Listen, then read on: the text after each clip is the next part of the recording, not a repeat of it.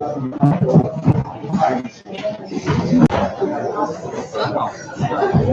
to make a good stream.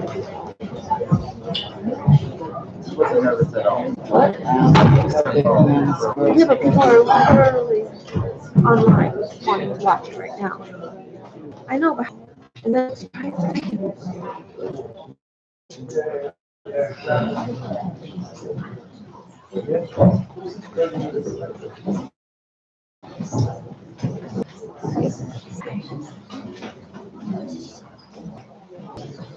I see it.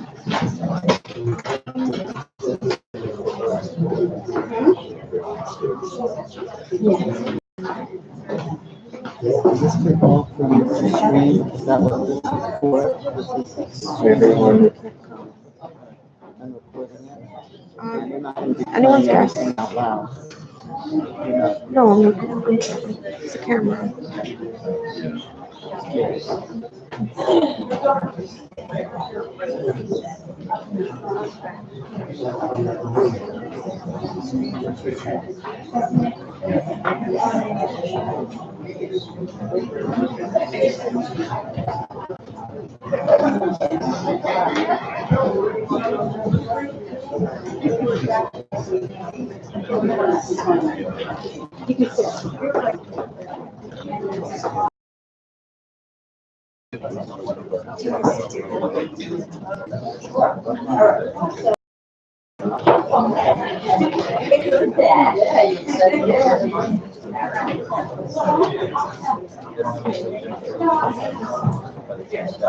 That's great.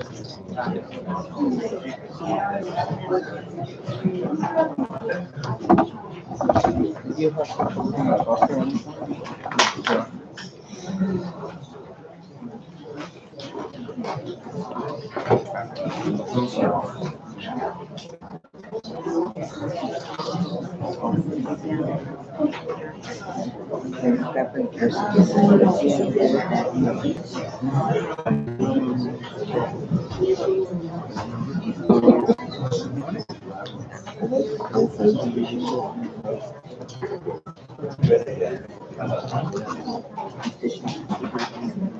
yes.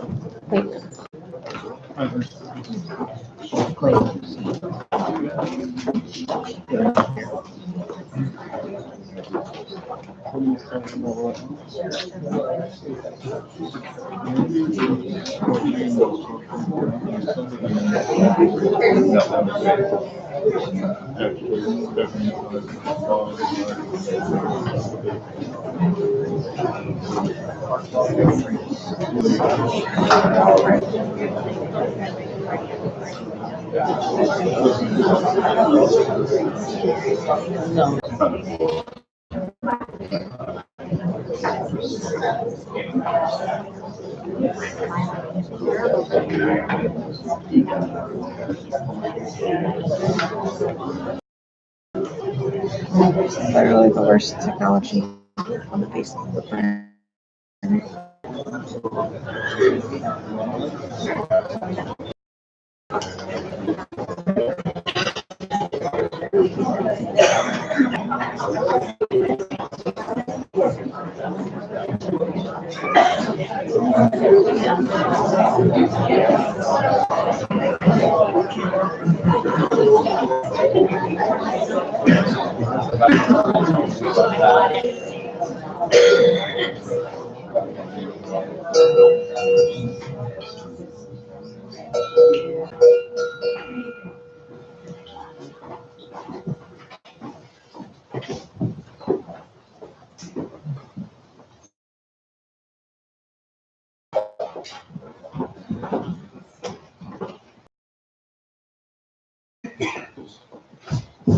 Good morning.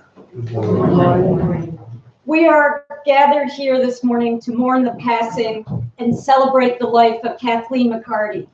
We give our special love and sympathy to Kathleen's husband, Larry, and to her family members and friends near and far who have loved her and held a lamp of hope and kindness for her as she walked these last most difficult months and days on life's path.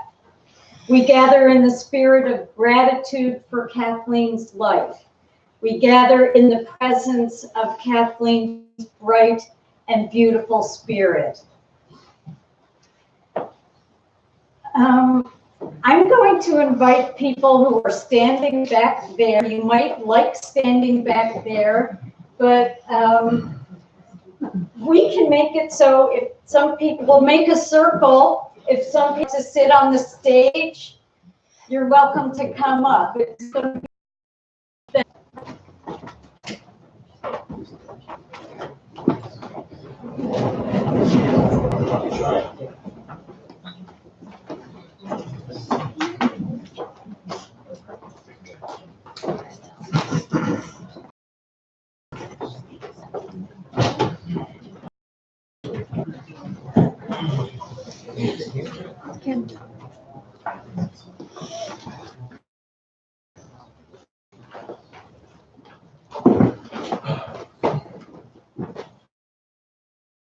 to this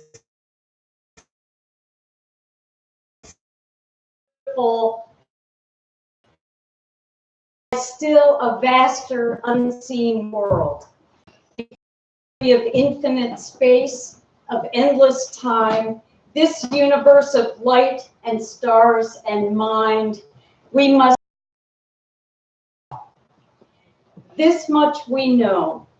We are at least one phase of the immortality of life, of the mighty stream of life that flows on to infinite new beginnings, rich and love. In this mighty stream, we too flow on, not lost, but each eternally significant. The path of life leads from our dawn meaning. My tell reminds us how, with one step in grief, one step in praise. This is how we love most deeply, with our grief, the possibility of loss held gently inside our love.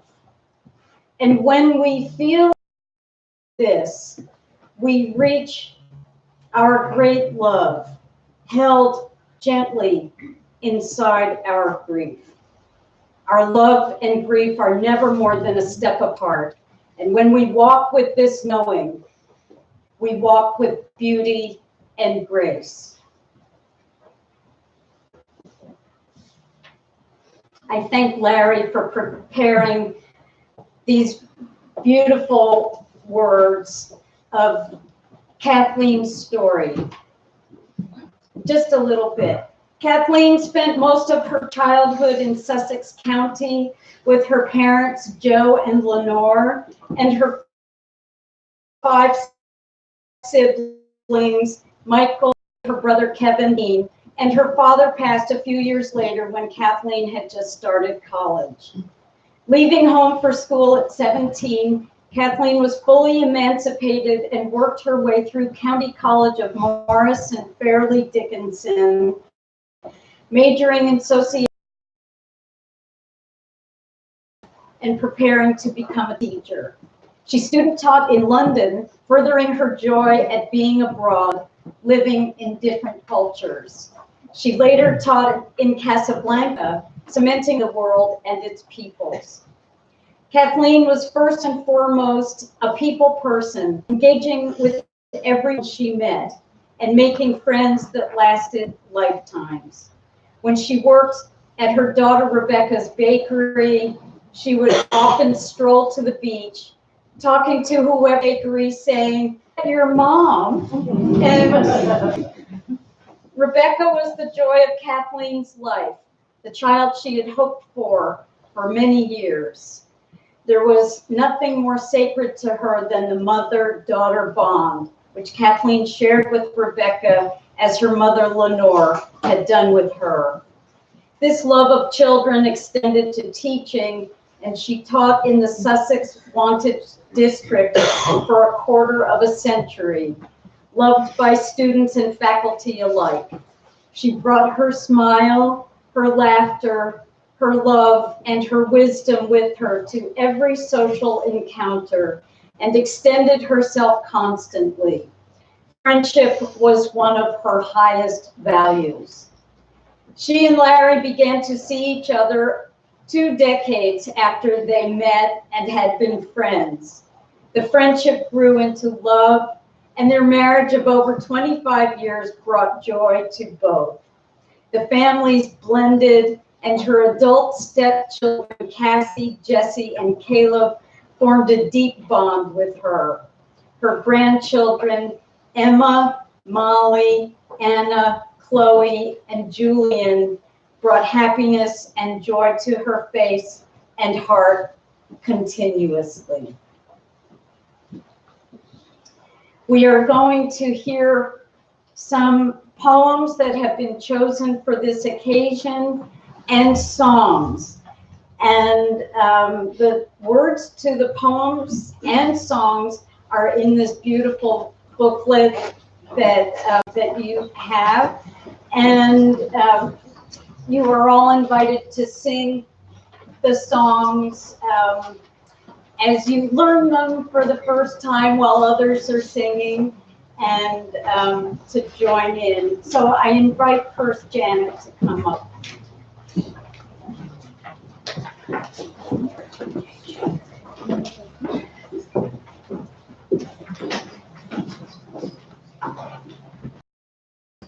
Good morning, everyone. Good afternoon. I've been asked to read the first of some poems about friendship and sisterhood. If you were a female friend, particularly of Kathleen's, and I have been for many, many years, as many of you have, you pretty much knew that you were unconditionally loved and supported. Is written by River Sakofa. You are still my sister, related. Information on a computer saying we are. You are still my sister, because it is a bond that is rare, special in its own way, that took time to build. And so, my sister, since the day we first met, it was a friendship that was just meant to be. We were inseparable. We have had fights, did things that we may not have agreed with, but no matter what happens, you will always be my sister. You're someone I know will always be there, and I will always be there for you. And if the day comes, we do go our separate ways, you, my sister, my friend, will always be in my heart. In so many ways. Gave a friendship that happens very few times to someone's life, in someone's life. And I want to thank you, and that I love you forever and always.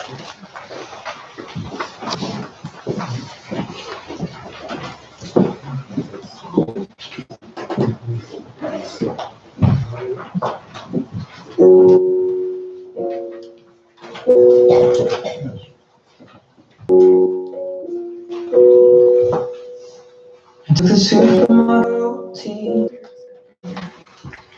packed up the photo album that you had made, memories of a life that's been loved. Took the get well, same cars and stuffed animals, for the old ginger beer in the sink.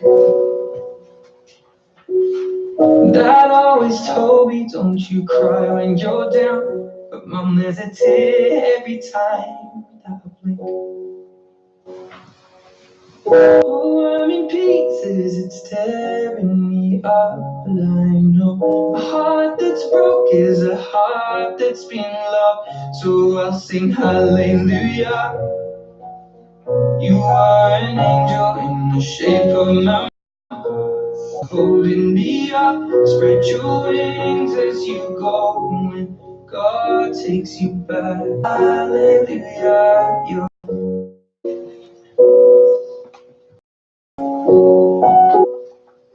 floss the pillows, make the bed, stack the chairs, folded your nightgowns neatly in a case.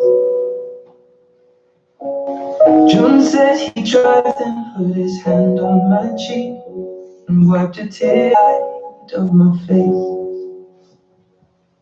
And I hope that I see the world as you did, 'cause I know there's a lie there, so I'll sing hallelujah. Then you'd be there holding me up, spread your wings as you go, and when God takes you back, say hallelujah, you're hallelujah.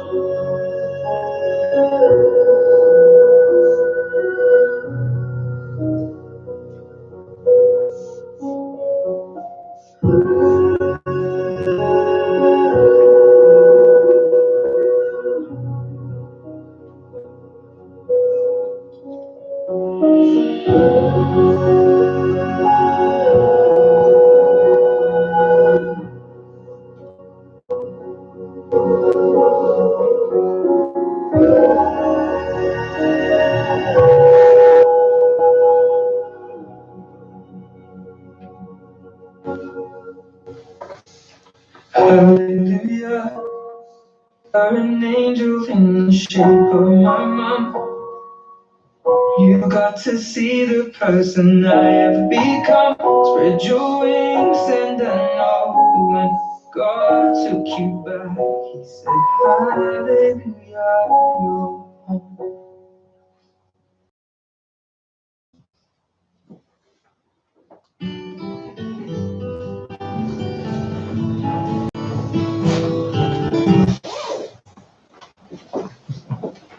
We're going to alternate songs and readings. Cheryl, would you like to come up and read?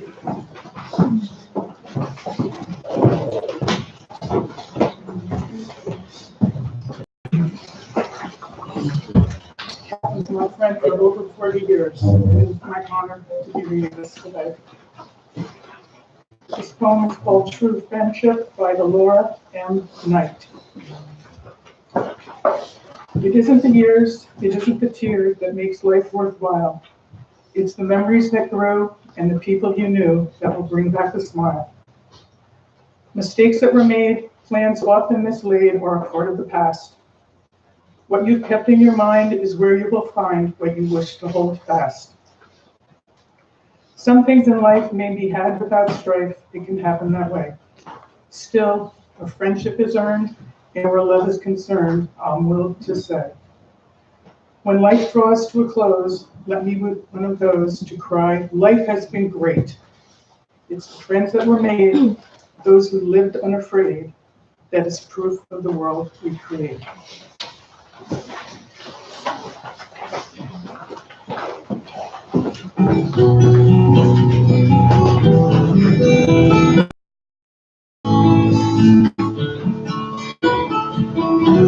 Somos hermanos,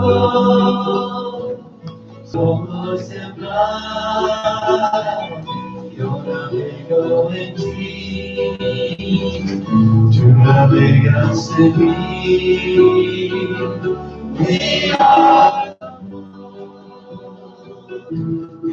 are the sea, I sail in you, you sail in me.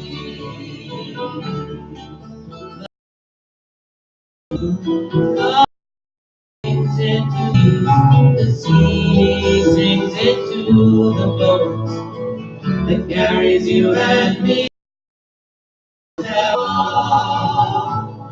Somos hermanos, yo navegas en mí. We are the boat.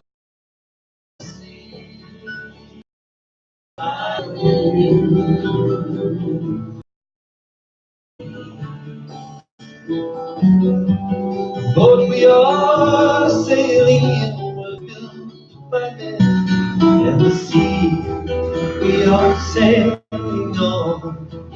It touches every land. Somos el barco, somos el barco, somos el mar. Somos el mar, yo navego en ti, tú navegas en mí. We are the one. We are the sea. I sail in you. You sail in me. So in our boats we set the sails, and we face the winds once more. And with our hearts we charge the waters, never sailed before. Somos el barco, somos el mar, somos el mar.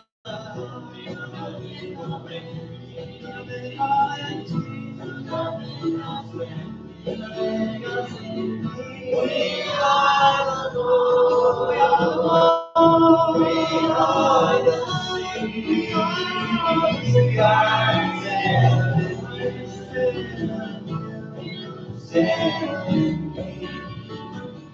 we are the Lord.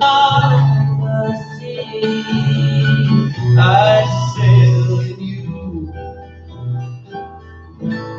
You sail in me.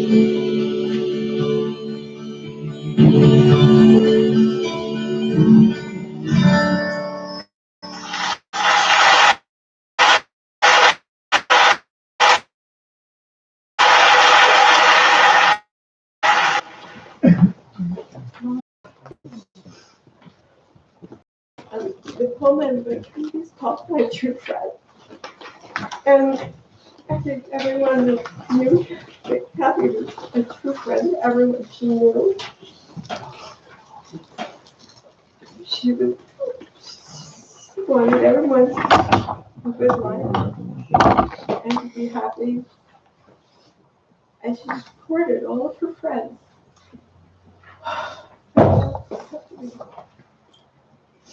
My true friend, you always answer when I call and help me up if I should fall, but you never complain at all, my true friend.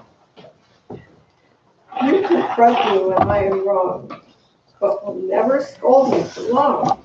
Instead, you try to keep me strong, my true friend. You know the funny things to say to make me laugh my fears away. Like the sun, you brighten my day, my true friend. You see in me gifts I deny and urge me to give things a try. You spread my wings for me to fly, my true friend. You always perceive what I need and offer it before I plead. Just like a book, my mind you read, my true friend. You little things I do, but won't brag of what you do too. How can I ever repay you, my true friend? And greatest of all, I have found when times are tough and I'm down, you are the one who sticks around, my true friend.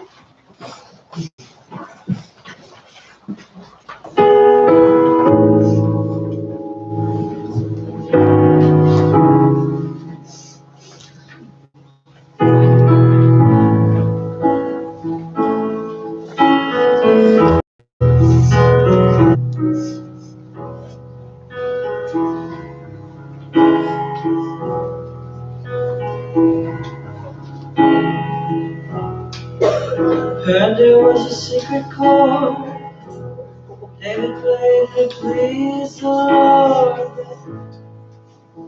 You don't really care for music, do ya? Well, it goes feels like this. Fourth, the fifth, the minor fall. Major lift, the baffled king composing. Hallelujah.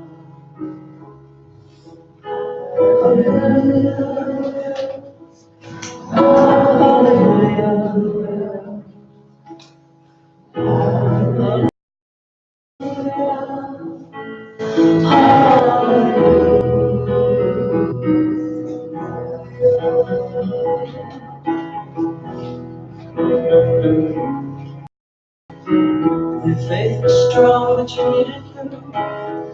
You saw her bathing on the roof, her beauty, and the moonlight overthrew you. She tied you to a cage, broke your throne and cut your hair.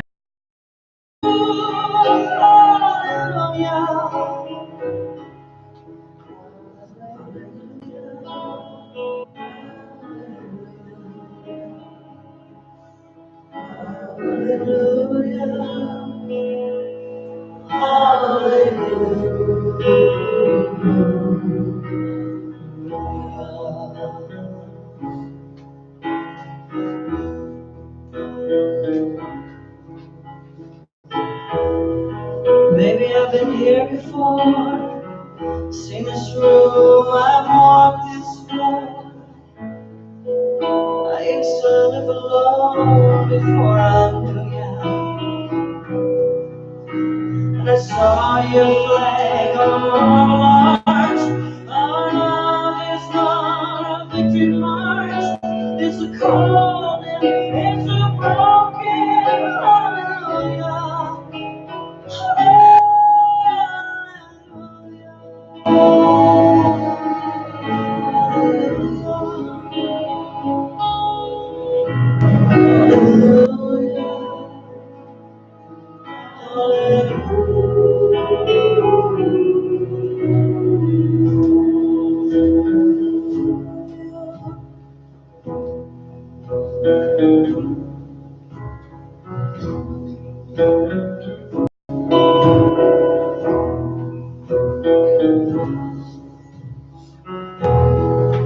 Maybe there's a God above.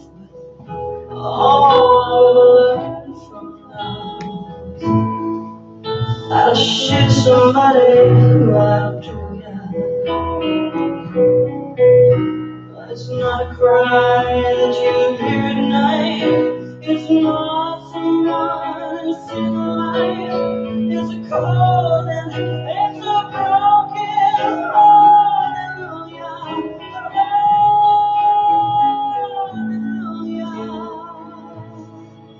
Hallelujah. Hallelujah.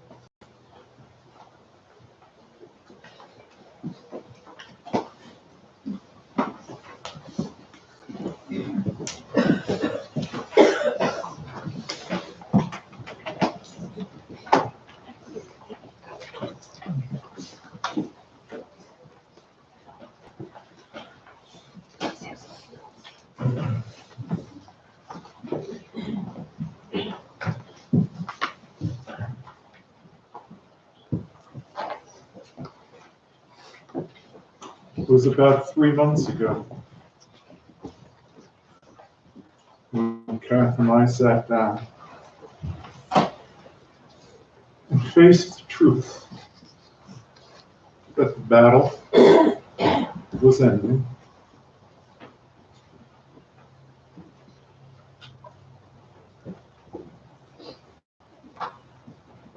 And she saw it gracefully, as she did most everything else. And I found myself saying to her, "Hey, woman, you tricked me. I fell in love with you all those years ago.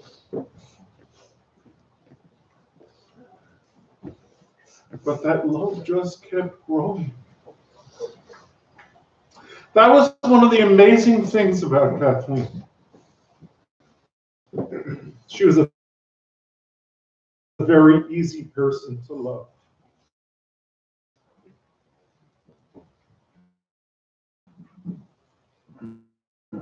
Most people did. But the longer you knew her, where the love is either static or diminishes, the love with Kath just kept growing and growing and growing, because she had the capacity to bring out the best. She could bring out the best in everyone she knew.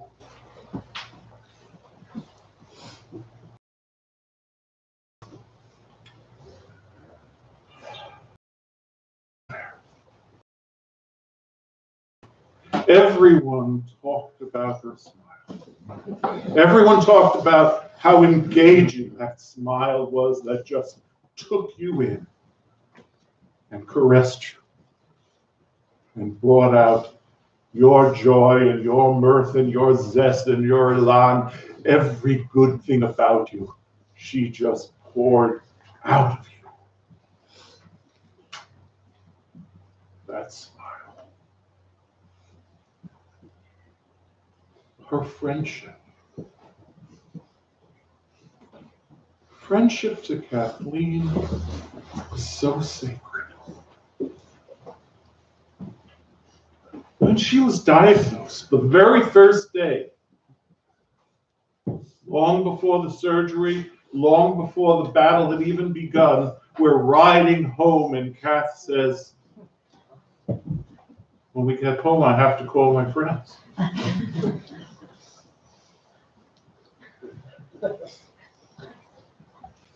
They need to know I'm going to need to support them through this.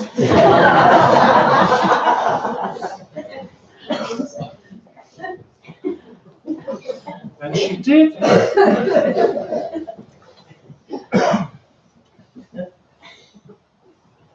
Deb will tell you, every infusion room she was ever in, she brought smiles and laughter to whoever her infusion roommate was. The staff would bring her to people who needed her. And like everywhere else, she made friends.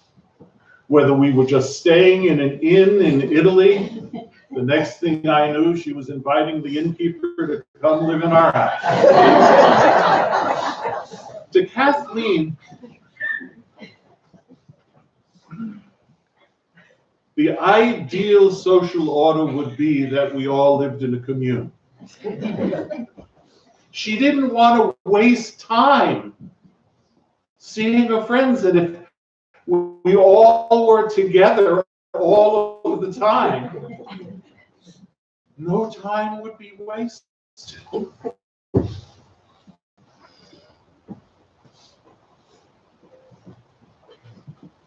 When you knew Kathleen, you knew that you knew her. No bullshit. She didn't tolerate too much bullshit either.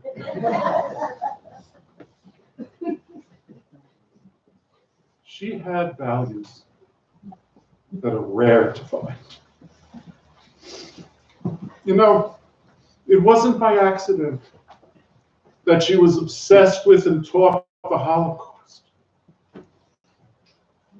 that she would make that trip through Europe and every Holocaust site a trip that I could never make. And she could do it in search of the people whose spirit had helped and had saved folks, who had countered all that hate and destruction, because she had the capacity to find goodness everywhere.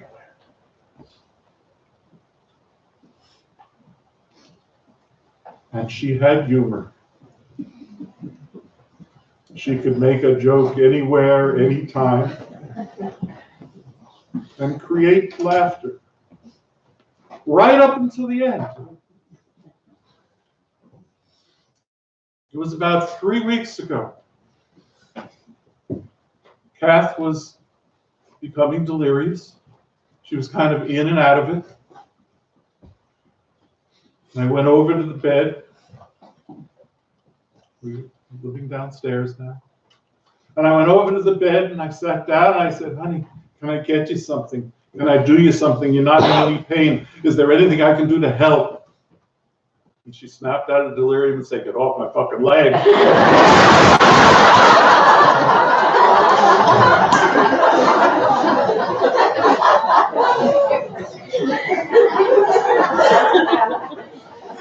And she giggled and sank back into sleep.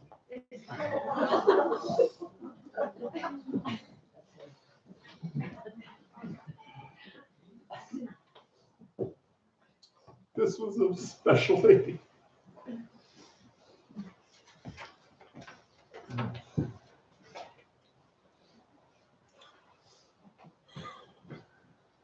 I carry your heart with me. I carry it in my heart. I am never without you go, my dear. And whatever is, I want for beautiful world my truth. And it is you are however always meant, and whatever a son will sing is you. Here is the deepest secret nobody knows. Here is the root of the root and the bud of the bud and the sky of a gold, higher than soul can hope or mind can hide. And this is the wonder that's keeping the stars apart. I carry your heart. I carry it.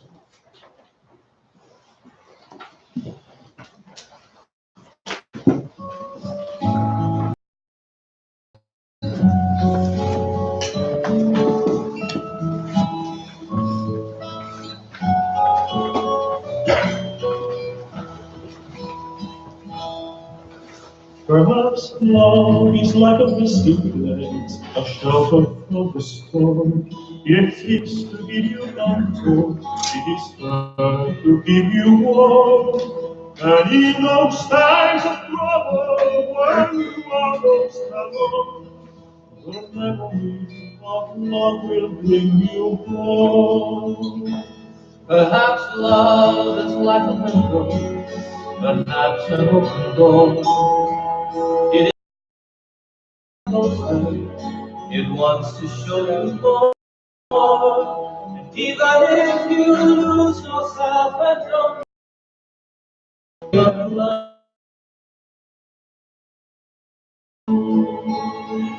Hold on, the storm is like a cloud, so much stronger still.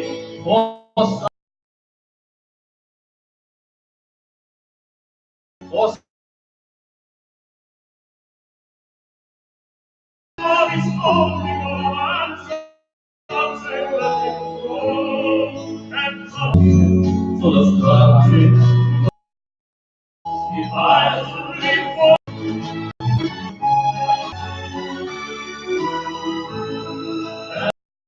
love's holding on, and some say let it go, and some say love is everything, some say perhaps love is like a ocean, full of conflict, full of pain, like a fire when it's cold outside, thunder when it rains. If I should live forever, I know my dreams come true. My wings of love will be on you.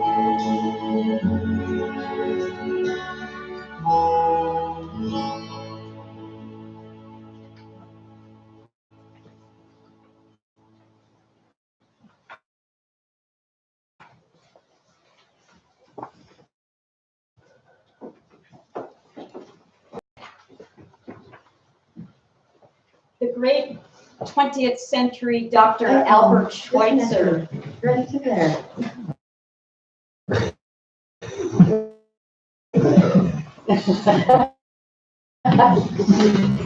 A voice from the unknown. Living things. Throughout her life, Kathleen had both a deep reverence for love, a truly fierce and grace that gave her the strength to laugh at life's circumstances. We all are human until we discover that we become human by walking courageously on the path of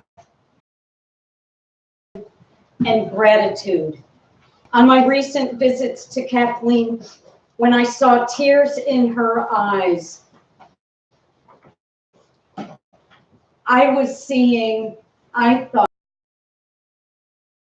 grief on behalf of her and dear friends. She was feeling, anticipating your grief. And I thought, this is extraordinary to see this. One lesson we learn about life is that life changes form and carries on. These days and the days ahead, all you dear ones who were Kathleen's closest and most dedicated and patient caregivers, what you might be experiencing now are free. Yet this freedom, this time, these empty, still hands, this moment to breathe deeply and exhale, asked for this. New friends, and especially the young ones in your families, about this magnificent spirit. Since the day of, I invite a few who would like to share a memory of Kathleen, a word of comfort to us all. Come forward and share your thoughts.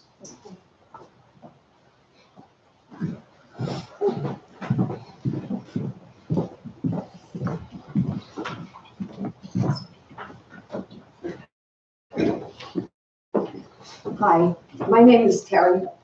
I grew up in Sussex. Kathleen grew up in Wantage, but we went to the same church and we went to the same schools. And I have this image of her in the whole original high school in her sleeveless one that made her eyes. And I wrote a poem for her. I hope she likes it. And I hope the end makes you smile. Cucumbers and morning glories. I don't like cucumbers, but I plant them for Kathleen. She loves those spiny, watery, seed-filled tubes more than anyone I know. While the eggplants and squash in my garden struggle to survive, Kathleen's cucumbers grow lusty and strong and plentiful for Kathleen. Before we learned of Kathleen's death, Bonnie and I were lost in the garden, wandering past onions drying in the August sun, past tomatoes ripening despite the sabotage of light, past potato plants turning brown and papery, a signal that buried beneath them in the dark soil were treasures to harvest and store for winter soup. Near the strawberry patch, an explosion of morning glories were claiming territory. Blue and white pinwheel discs opening for the sun. They call themselves flying saucers, descended from sacred flowers grown of Aztecs and natives in the Oaxacan region of Mexico. They believe a deity lives within the seeds. I direct Bonnie's attention to the vines growing up the side of my house in a frenzy of green. Same plant, no flowers, I tell her. We consider the angle of the sun, the fickle nature of flowers, the random universe. No deity there, I suggest. The text message informing us of Kathleen's release was no surprise, really. And yet the finality of death hammered our hearts with sadness. We spent the afternoon in reverie, rejoicing in Kathleen's kindness, those twinkling eyes, the ever-present smile. No strangers to loss, Bonnie and I parted with a vow to look for the signs. That night, I dreamed of Kathleen, her body free of pain, her eyes twinkling, her spirit eager for the next adventure. In the morning, just outside at the place where my flowerless morning glory vine continued its climb up the side of my house. And there, staring at me, was the first bloom. Just one pinwheel disc exalting in the morning sun. And I thought, that's Kathleen. Of course it is. A flying saucer, zipping her around the universe, perhaps to Antarctica or Australia, the only two continents she's never been. A flying saucer, a deity within, shepherding her spirit to places unknown, and then sending her back home to the people and places she loves. A flying saucer, a magical, joyous transport, traveling ever upward, its heart-shaped leaves, forever speaking love. That's your friend.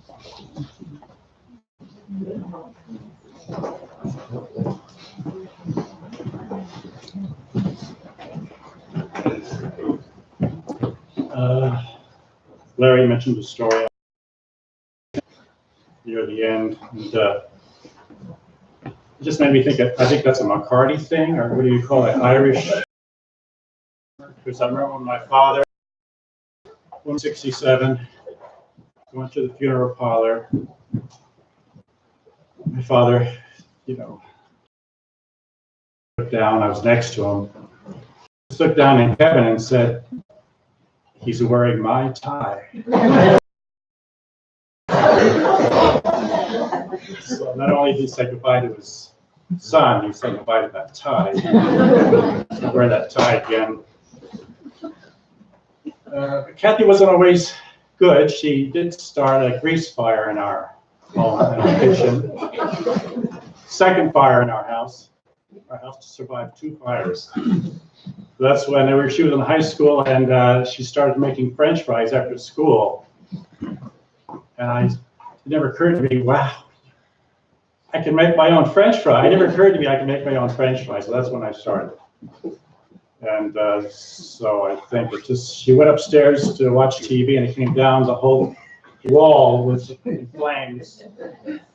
I think it was 66 or 67. And then we put on that, we used to put wood paneling up, and we had this fake brick, plastic brick tile, and like, oh, looks good, looked good to me. And that was one. I see a picture of Kathy and Pete Cisco, and it reminded me of flu.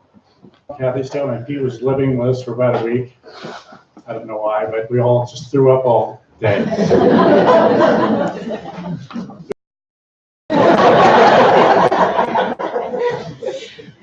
Because of us, Maureen, me, and Kathy, did that fishing contest in Sussex. And I just wanted to say, while I'm here, that fish I'm holding is mine.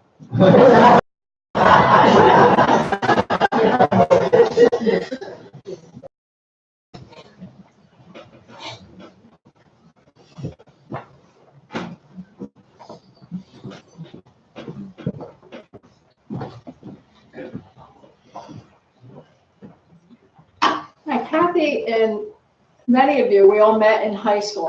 We didn't go to the same grammar school, but we met in high school. And at the end of July, I went up to see Kathy, and I had taken the yearbooks, and I started looking through them, and I'm going, Kathy, what activities were you in? You know, the this club. She goes, none. And I was far behind. And I realized we were in the having fun club. Because that's what we did in high school. We had, this smile everybody talks about, and the light, and, over the years, the ability to make friends and keep friends and value friends. That's a big constant here. And I remember she was Miss Wantage. And I think it was in 1969. I think it was right after we graduated. And if you recall, and it was at the old fairgrounds, and they used to put the Mrs. this and the Mrs. that in lawn chairs in the back of convertibles and ride them around the ring. And Kathy's sitting in the lawn chair, and she's rocking back and forth. And this is smiling and having fun. And my recollection is that when she had to walk out to the judges, she walked out and did a little kick and then came back. And my recollection was her motive for entering the Miss Wantage contest was for beer money. So it was fun. We just had fun. And we kept in contact over the years, gone to each other's weddings. We had our first child a month apart. And it was a couple of years ago, she and I went into the city and picked up Marianne Lorenzo Conk, and we had a little adventure. And we went to see the Gustav Klimt exhibition, but it was closed that day. So we got a photo op in front of the golden, what's her name? The golden lady, right? So it looked like we were in the picture. And then we went to the Metropolitan Museum of Art, posed in front of the Christmas tree. Finally found a place with a couch. So the three of us sit down. I said, let's pretend we're taking a nap. And we had somebody take a picture of us, and we posted it, and it's like too much culture. And then our running gag as we're walking around the museum is if we wasn't really impressed with something, we said, I could do that. But, that's the fable about the blind man and the elephant, where they all touch and feel something different. They all get a different perception. The blind men would all have known her light, her love. It would have been the same story, and that's why everybody's here. And we love her. And just remember the fun. Just remember the fun. The toughness, but it was a lot of fun.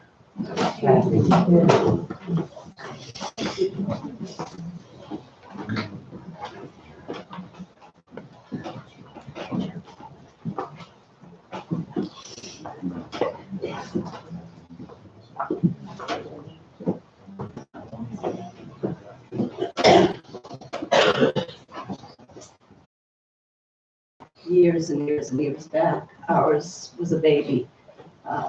We've only been friends for about 15 years.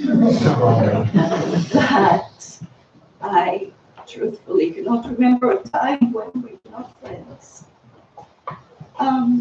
There's nothing more that I can add to anything that's been said about Kathleen.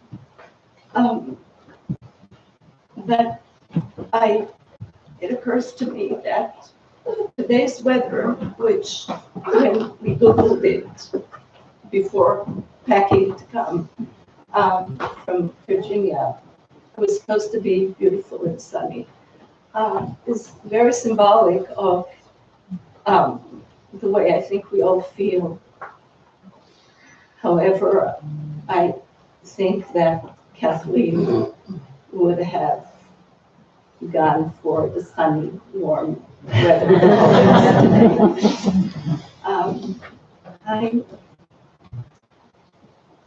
I am going to miss her very deeply.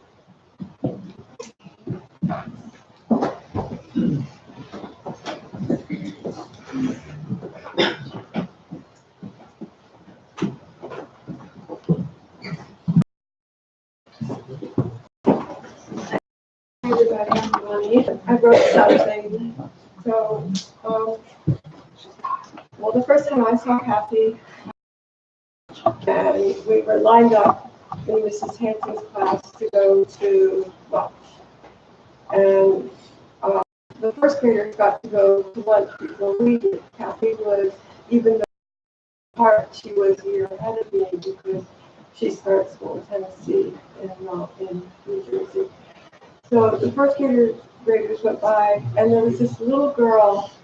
I don't remember any of the other children, but there was this little girl with blonde hair and braids, and I thought, oh my God, she looks just like a baby. I want to have hair like that.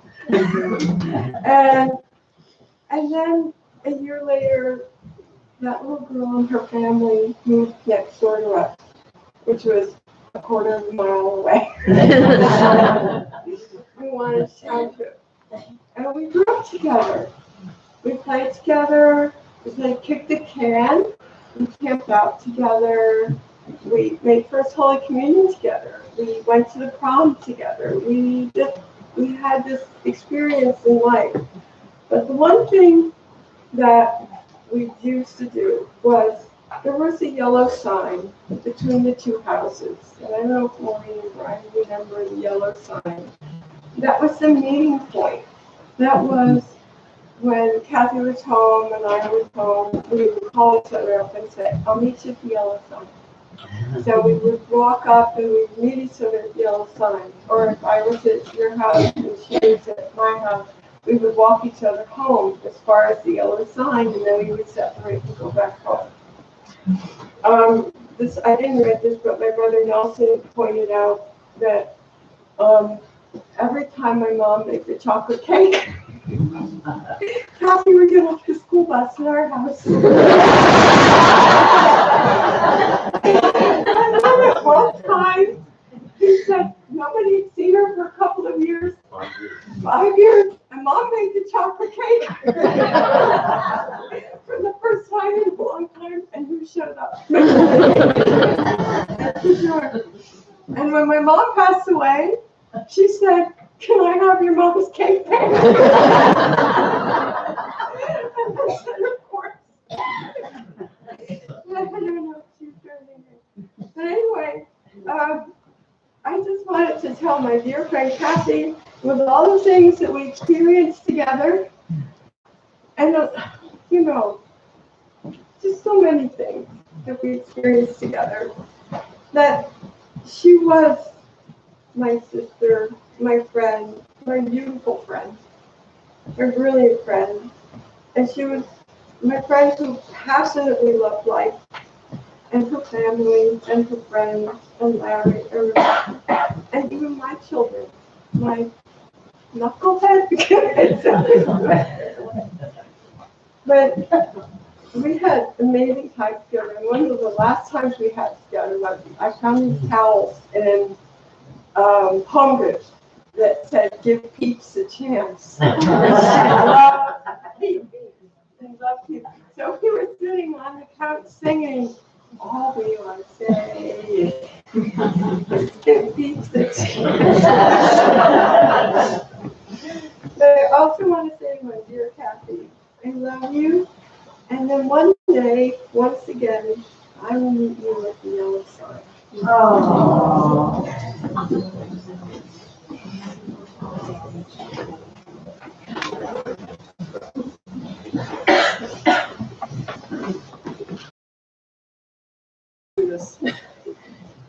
My name's Joni, and Kathy was my aunt.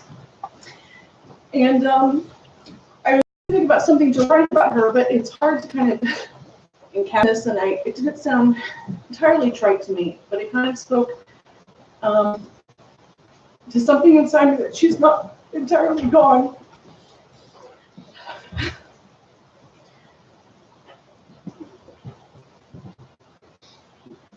Do not stand at my grave and weep. I am not there. I do not sleep. I am in 1,000 winds that blow. I am the softly fallen snow. I'm the gentle showers of rain. I'm the fields of ripening grain. I am the morning hush. I'm in the graceful rush of beautiful birds in circling flight. I'm the starshine of the night. I'm in the flowers that bloom. I am in a quiet room. I am in the birds that sing. I am in each lovely thing. Do not stand at my grave and cry. I am not there. I do not die.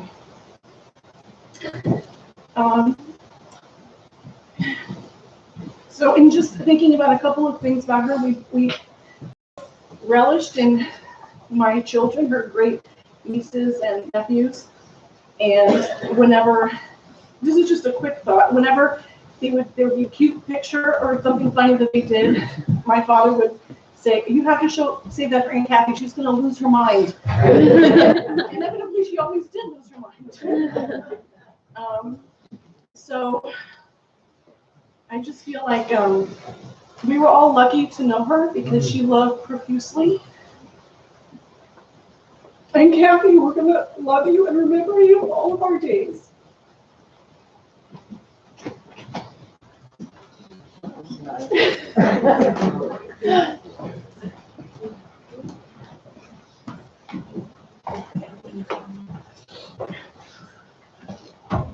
Speaking is really not my thing, but I'm gonna give it a shot. About 5 years ago, a picnic at my sister Shannon's house. And Kathy knew I had been a diabetic for years. She came to me and she said, Cousin Jimmy, I've been diagnosed with diabetes. Do you have any advice? I said, Kathy, do what the doctor says, take the medication, do what you gotta do. Lo and behold, it was never diabetes. It was cancer. 2 years later, I was diagnosed with lymphoma. Had to go to chemo, radiation. Now, we've heard today about Kathy's smile. Can't deny it.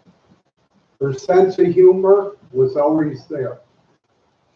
But what Kathy had, we have not heard mentioned today, is courage. Now, when I found out I had cancer, one of the first people I called was Kathy. I needed advice and I needed courage.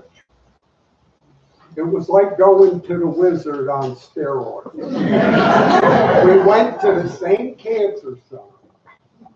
And every time I would go there, you know, I had the fear in my heart. I had the weakness in my spirit. And those darn girls at the cancer the other day, and I knew the diagnosis wasn't good for her. They would say, oh, she was in such good spirits. And when I would talk to Kathy, she would tell me how to face what example in fortitude. I was able to fight my own battle with courage that I needed, that I didn't have. And Kathy, wherever you are, I live because of you.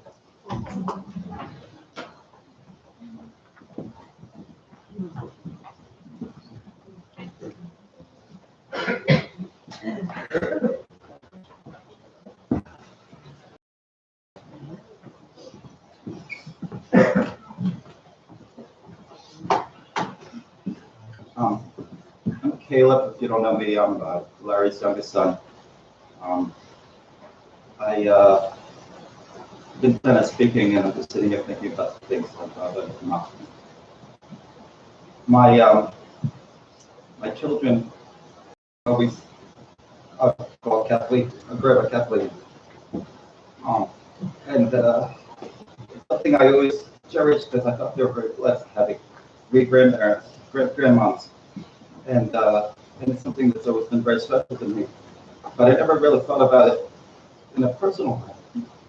And, you know, my father started dating Kathleen when I was in college, so it never was something like I thought about as needing or wanting another mother. But as I sit back here and think back about her life and think about the person who, my first apartment in Queens, gave me my first flannel sheets. The person who, when I was heading towards Europe for a summer, gave me so much guidance and wisdom. Kathleen was always truly an opportunity.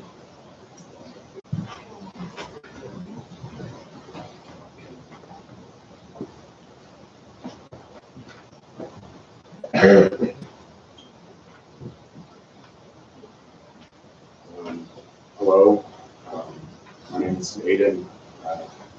Kathy was my aunt, and I just wanted to share a short anecdote that sticks in my mind. I remember her. It's about 6 or 7, I want to say.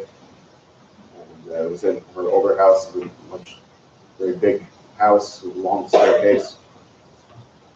And I think I was the youngest at the time, and by 7 years. So all the adults and all the older kids, I think, had something to do, playing games, watching TV, and I just felt alone. So very melodramatically, I sat at the bottom of the stairs, head in hands, by myself. And Kathy came over and she noticed me, and she saw me. She asked me what was wrong, and I told her that I just had the feeling that I didn't know where to go, where to belong. And she took me up into her bedroom and told me to pick out the VHS tape. I picked Fox and the Hound. You ever seen it? It's a good movie. I felt cared for. I felt noticed. It felt like a big hug. How I feel about our relationship. She was always with me.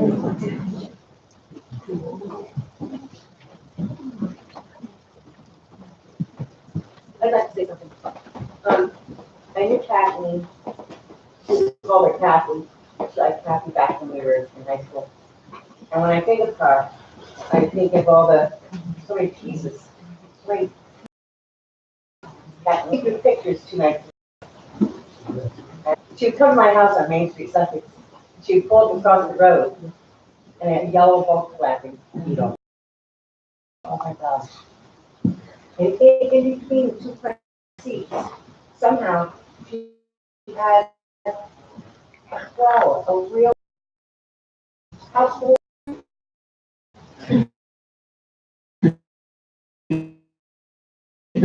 Talk about a flower house has except for Kathleen. She'd park her car, run across the street, run up the little part of the lawn, and do a somersault. And lay there, laughing. I found the pictures that I put on my Facebook page this morning. But life just so entertained her. Just even walking up someone's steps. And the other thing is, I look at this picture, Larry. Is that sugar on her chin? I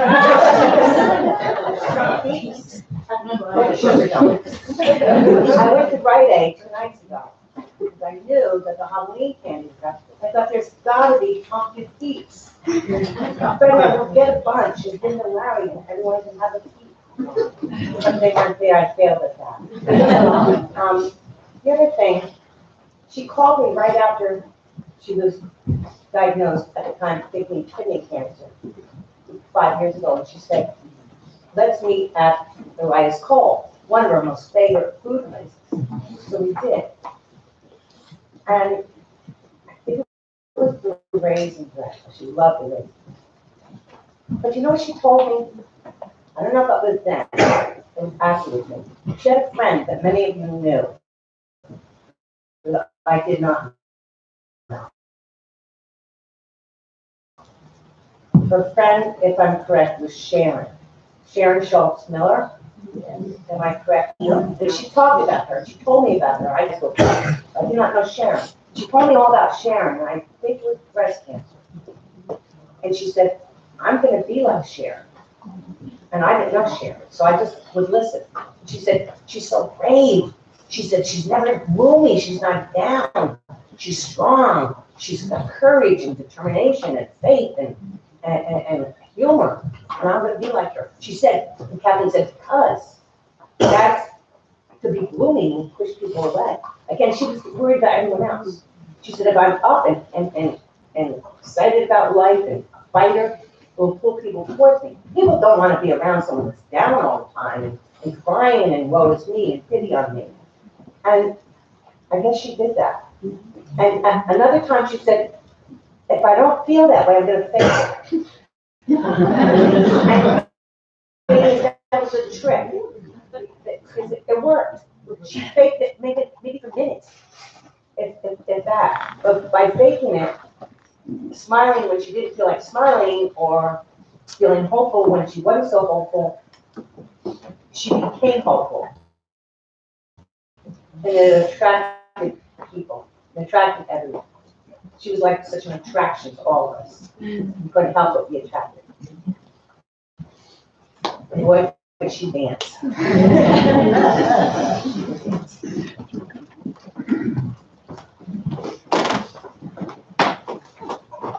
Hello, my name is Andre. I'm Ronnie, one of Kathleen oldest friends, or as she used to call me, her knucklehead. I've known Kathy in many forms in my life, as my mother's longest friend, as a teacher in my school, as the mom of my dear friend Rebecca, as my morning coffee buddy when we lived with Kathy and Mary, and really, most importantly, as someone who loved me so fiercely, she always felt like a second mom. And therein lies the who so easily put me at ease, stood up for herself, and even in the greatest hardship, knew the greater blessing and exuded love and care to those around her. I am grateful to her and to Larry for always welcoming me with open arms, and for so many life lessons, many of which make me immensely proud to have known her. She really was a fantastic teacher. I hope we will all see her again, because no one ever quite filled the room the way she did, laughed as loud as she did, and poked fun the way she did. And the thought of not seeing her ever again is heartbreaking. Happy again one day without her would be, as she would put it when children were around, a total gap shoot.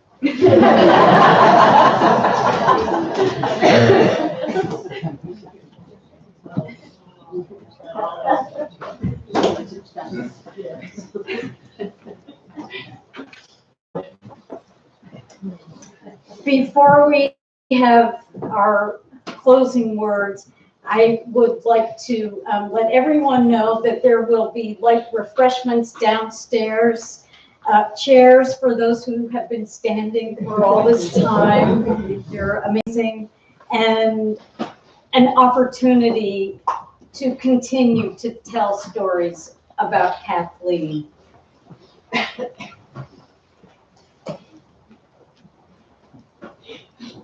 May we greet each day as a sacred gift, woven around a heart of wonder. May our gift to the world be a gesture of gratitude for all companions who walk, fly, swim, sprout, and blossom alongside us on life's mysterious and magnificent pathways. One tradition that our culture has learned from previous generations is to stand when a person of honor enters the room or leaves the room or passes before us. So I invite you all now to stand in body and or spirit, who are able, in honor of Kathleen McCarty, as we bid her farewell in anticipation of all that she still has to teach us. most especially about love and courage. May we have just a brief moment of silence.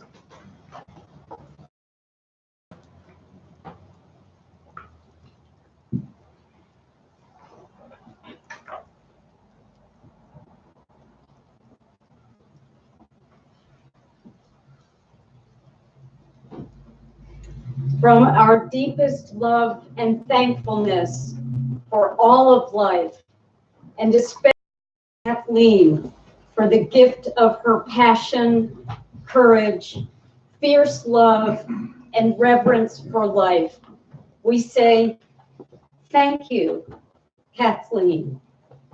Farewell, Kathleen. Well done, Kathleen. Well done.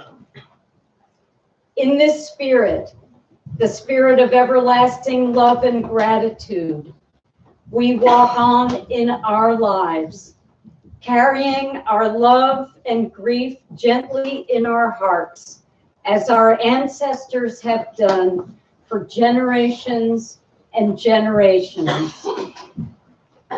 May the spirit of love bless us and keep us close together.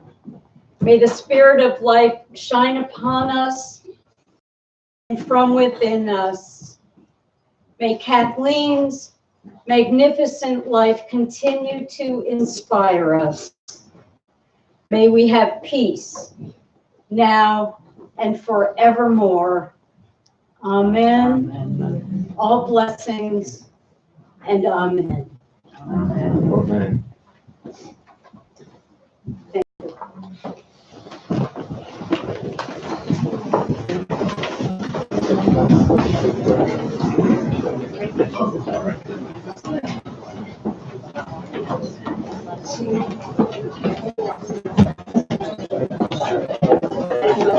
Excuse me.